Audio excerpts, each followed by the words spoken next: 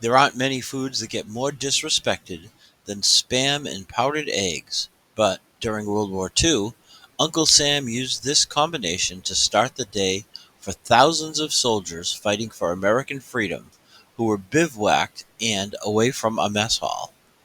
But who is Uncle Sam?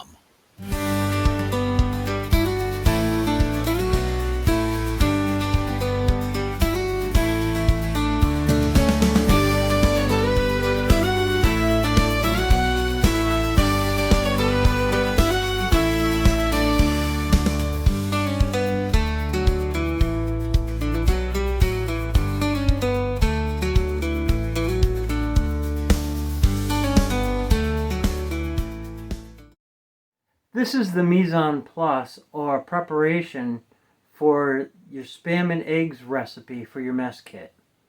Now this meal consists of powdered eggs and spam, two staples that were available during World War II and helped keep the GIs nourished while they were advancing through Europe. The first part of this recipe is actually the spam. Now these are single serve packages of spam. It contains 2 pieces of spam in it, and this package is ready to go. The next part is the dehydrated egg crystals. These will make, in this recipe, 3 scrambled eggs. This contains 6 tablespoons of dehydrated egg granules. It also contains a half a teaspoon of butter granules,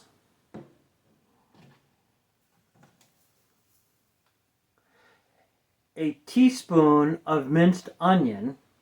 Onions were often carried when they were found by the GIs to give their meals some flavor. An eighth of a teaspoon of salt, a dash of pepper, and also vegetable oil. The vegetable oil goes into a separate Loctite bag or vial, and it should be marked vegetable oil for spam and eggs. Optionally, if you so desire, there are packets available of ketchup, and 1 or 2 of these may be what you want for your meal. Or you can also get some kind of hot sauce. This is a mild hot sauce, if you so desire to have that. You'll want to take a paper bag, mark it spam and eggs, and put the materials into the bag. We're going to start by putting in the spam,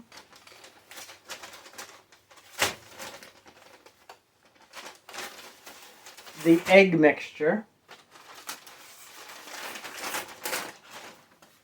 and the vegetable shortening.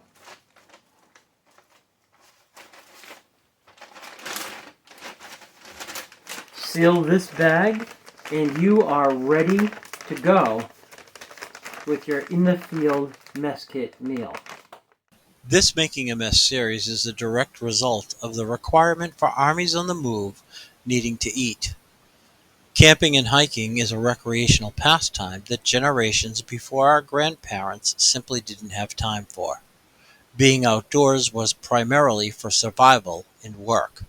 If leisure time was spent outside, food would typically be prepared before leaving and brought in a hamper or basket. During the American Revolution, Continental soldiers were issued daily rations of beef, pork, or fish, as well as flour or cornmeal. Without refrigeration or a way to maintain storage, many times these foods were spoiled or infested with insects. Napoleon Bonaparte recognized that an army moves on its stomach, and, in 1795, he issued a prize for someone to create a method of storage for food to feed his troops. I cover this in depth in my camping gear video on can openers, which I will link at the end of this video. By 1806, the French Navy was using food that had been preserved in glass bottles, sealed to maintain freshness. During the Napoleonic Wars in Europe, the United States attempted to remain neutral, but Great Britain's interference with trade and especially forcing American sailors into the Royal Navy forced the U.S. into the War of 1812. It was during this time that a butcher turned meat inspector from Troy, New York, oversaw the shipping of foods to American soldiers and sailors. These provisions were placed in crates marked U.S. Knowing that Sam, the inspector, was from their area, the soldiers in the regiments from around Albany labeled these provisions as coming from Uncle Sam. I'll tell you who Samuel Wilson was and how he became Uncle Sam in a few minutes. But first, let's do the prep work for our spam and eggs recipe. Well, good morning. This morning we're going to make a very quick breakfast of spam and eggs. And to start, we're going to take our spam and eggs kit and take out the shortening,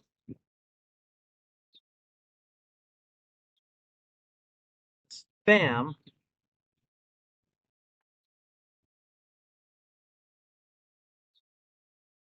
and the dehydrated eggs. Set our packaging aside. So the first thing that we'll need from our mess kit is our frying pan.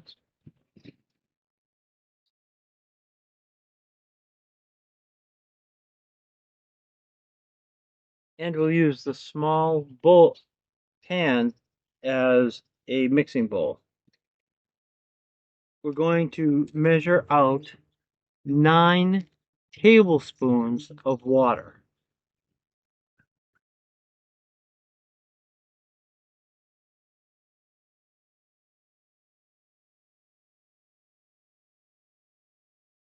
And into that mixture, we're going to put, into that water, we're going to put our mixture of dehydrated eggs and butter buds.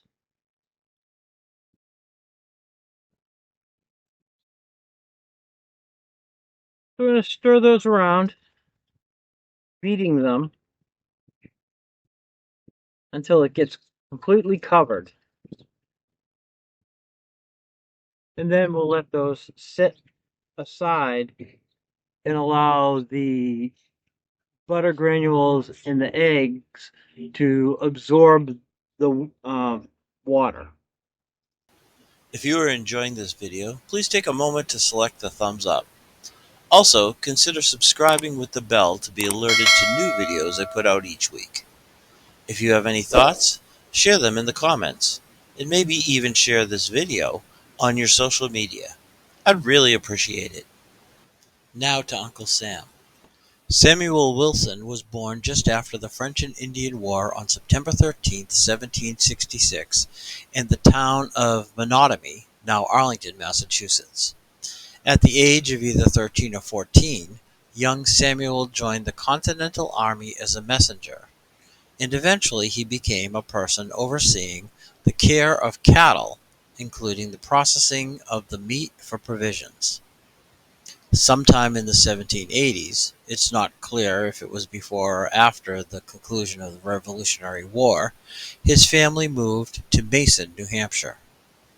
At the age of 22, he and his brother Ebenezer walked as pioneers some 125 miles west to the small village of Troy, New York, alongside the Hudson River. Here they established a business making bricks. By 1793, they had built a slaughterhouse to butcher and process meat.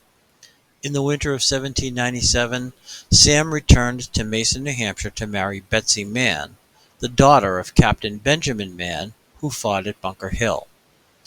They lived in Troy, in the part known as Mount Ida, where they had 4 children, 2 of whom died young. Also in the area lived many of the Wilson and Mann relatives, including a number of nieces, nephews, and neighbors' children, who called them Aunt Betsy and Uncle Sam. During the War of 1812, troops from the region gathered at the Greenbush cantonment just 10 miles south. The Secretary of War made a contract with Elbert Anderson, Jr.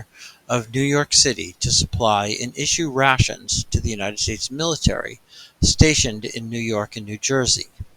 Anderson subcontracted Ebenezer and Samuel Wilson to supply pork and beef to the commissaries.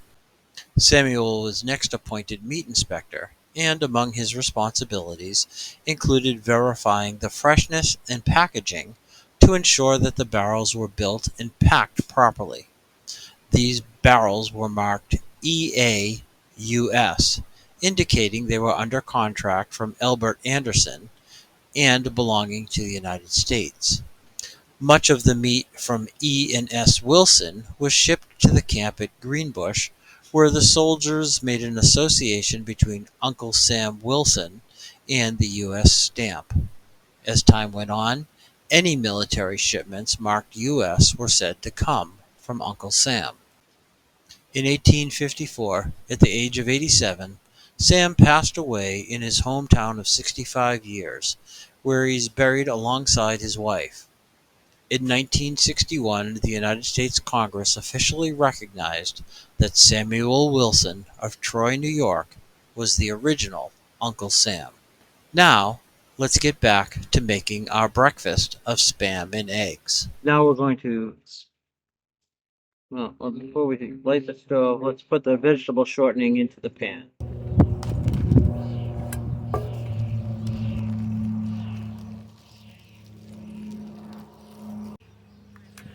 We'll light the stove. This morning we're using the MSR Pocket Rocket. I'll set that to medium.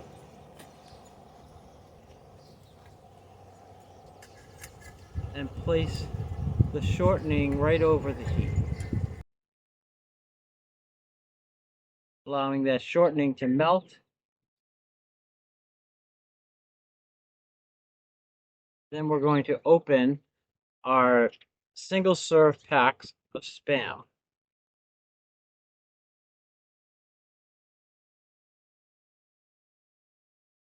As you can see, that oil is completely melted. I'm just going to take it off the heat, set it on the pot holder while I finish opening up the Spam package. Now the Spam is essentially 2 slices of Spam. We're just going to add that right into the pan. Put that aside and add that pan back onto the heat to allow the Spam to begin to cook. It doesn't take very much to get that to cook. Using a spatula, we just want to keep it from sticking. And while that Spam heats, let's talk about food preparation for the military after the War of 1812. At the start of the Civil War in 1861, food preparation hadn't changed very much since the American Revolution some 80 years before. Although ships in the Navy supplied cooks, the soldiers on land were expected to prepare their own foods based on rations. There were 2 types of rations issued during the Civil War: camp rations and marching rations, the latter being smaller and lighter. With the invention of the railroad, supply lines became more effective and could relocate more items faster, but the Army still relied on wagons for moving equipment, ammunition, and especially food, which required constant replenishment from the station to the camp. Supply lines were under constant threat of attack by the enemy. When traveling, soldiers would carry their rations in a haversack, sometimes several days' worth. When preparing meals, many times soldiers would get together to combine foods they had acquired through foraging, such as onions or other foods, and share spices. Eventually, both sides determined having camp cooks made more sense. Some Southern officers even brought slaves to prepare meals, but the food hadn't changed very much. It was still salt beef or pork, hardtack, and dried vegetables such as beans, peas, sometimes rice, and perhaps coffee and sugar.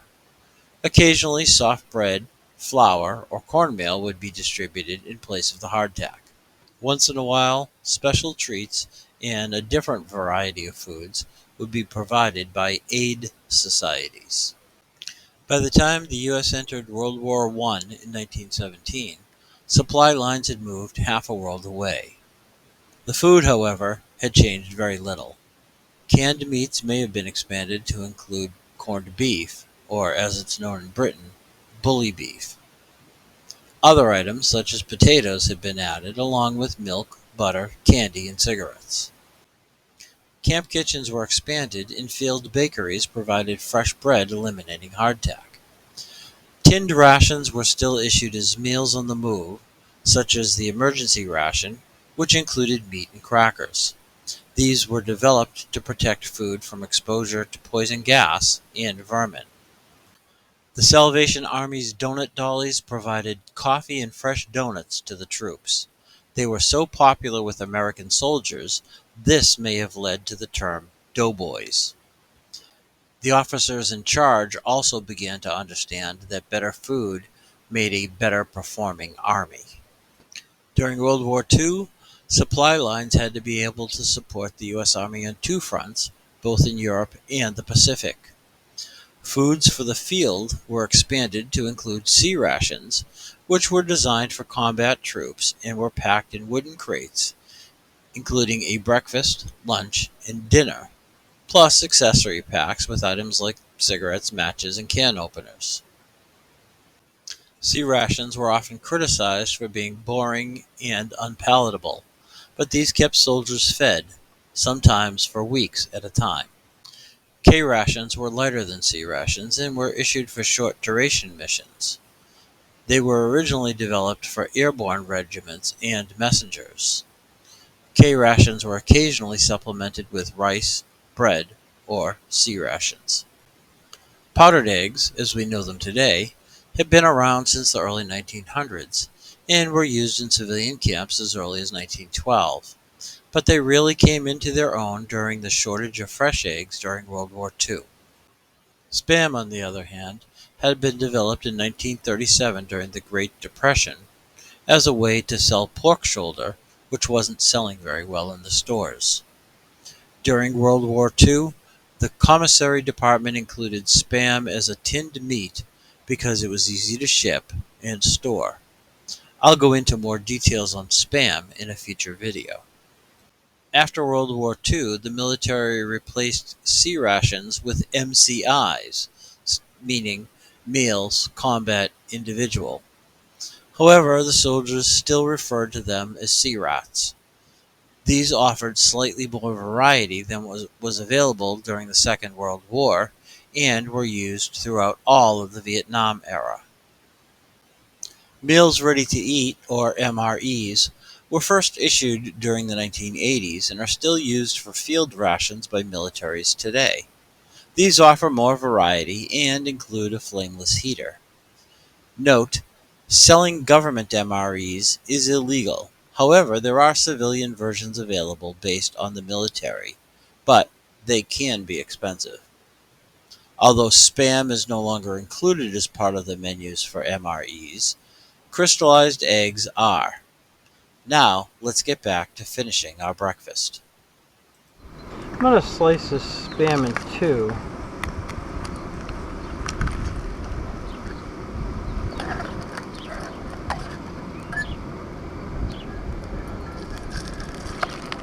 To allow it to cook up a little more evenly. We've done this earlier.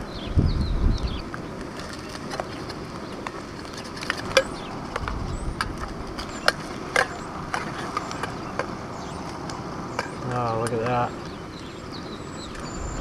So what I've done is I have put a paper towel into my plate, and I'm just going to put this right onto the paper towel. Put that onto the paper towel as well. And now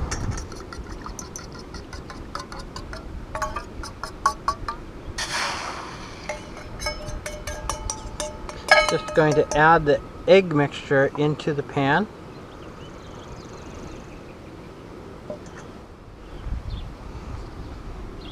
And stir that, allowing the eggs to begin to form. And you can see the eggs are starting to create little curds.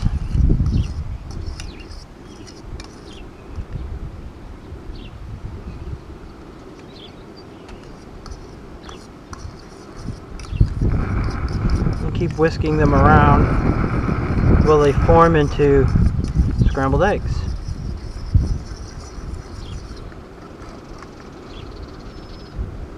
Well, it takes about 3 to 5 minutes for those eggs to cook up. I'll switch back to my spatula,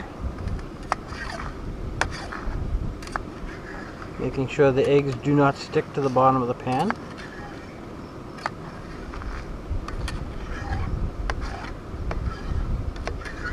If they look like they're getting too brown, go ahead and turn that heat down.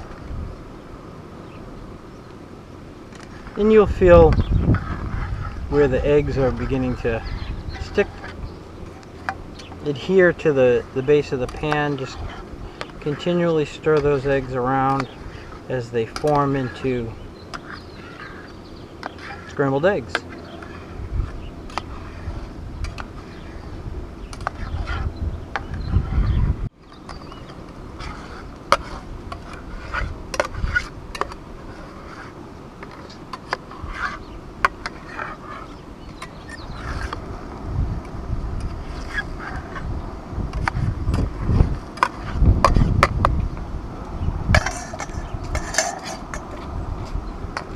I'm just going to use a fork to make sure that they get all mixed around.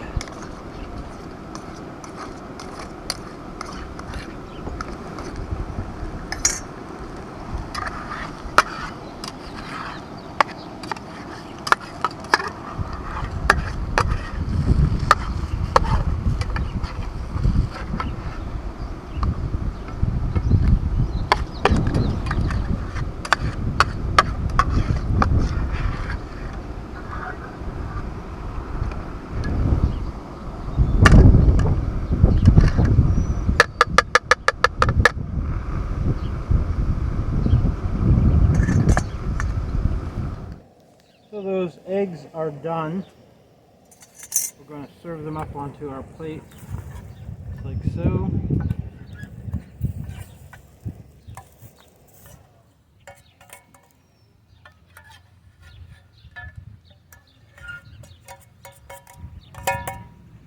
Spam and eggs. Well, I hope you've enjoyed this video of making this meal that saved the world by feeding the GIs during World War II. If you did enjoy the video, please like and subscribe and share it with on your channel so that people can learn about it and also learn how to cook using their mess kit. Thank you for watching.